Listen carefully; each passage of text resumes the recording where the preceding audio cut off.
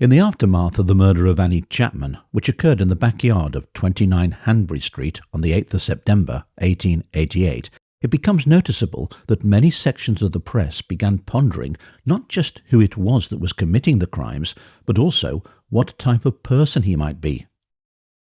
By the second week of September, the idea that a local gang were carrying out the atrocities had been largely discarded, at least as far as the police and press were concerned, and the consensus was that a lone perpetrator, possibly a lunatic, was at large in the streets of the East End of London.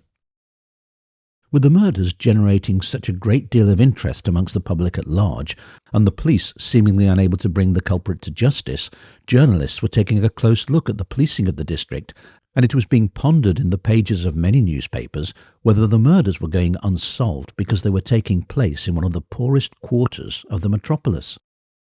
Indeed, some reporters were openly suggesting that if the crimes had occurred in one of the wealthier parts of London, then the police's reaction would have been completely different.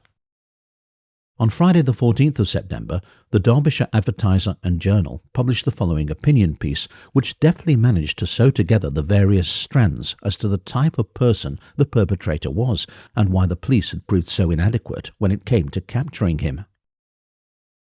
The Whitechapel Murders. The east of London has during the last few weeks been the scene of no fewer than 4 diabolical murders. A fortnight ago, a poor woman named Nichols was discovered dead, having been murdered in a most atrocious manner. No clue to the crime was discovered. It appeared to be the work of a fiend, judging from the outrages committed on the victim, and the police were completely baffled. The feelings of dread and horror with which the people in Whitechapel heard last Saturday that another and almost precisely similar murder had been committed in their midst can therefore be easily understood.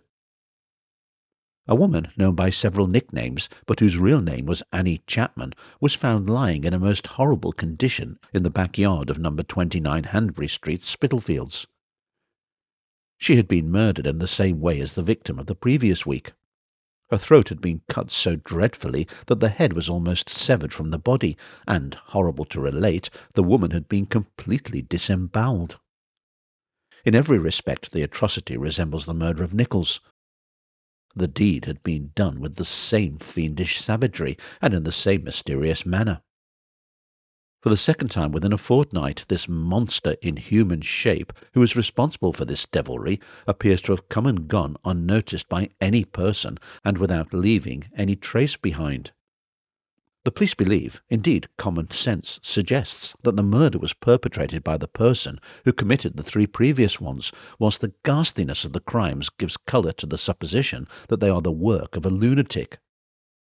This theory is very likely a true one, but it renders the speedy capture of the miscreant a matter of most urgent necessity, as his taste for human blood seems insatiable. We regret to learn, however, that up to the present time no trace of the maniac has been discovered. As usual, several mistaken arrests have been made, but the author of this series of diabolical outrages is at liberty and seems likely to remain at large. Truly horrible is the idea that wandering up and down, unknown and unsuspected, is one who already bears a double or treble curse of Cain upon his brow, and who still awaits his opportunity again to revel in human blood and the mutilation of his victims. The police must let themselves have no rest until, having tracked this wild animal to his lair, they are able to terminate his campaign of butchery.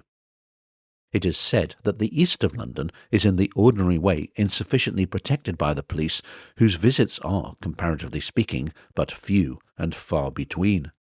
If this is so, no time must be lost in reforming such a scandalous state of things. The poor have at all times as much right to protection as the rich, and especially is it necessary in rough places like Whitechapel that day and night the representatives of the law should keep vigilant watch and ward over the lives and property of the people.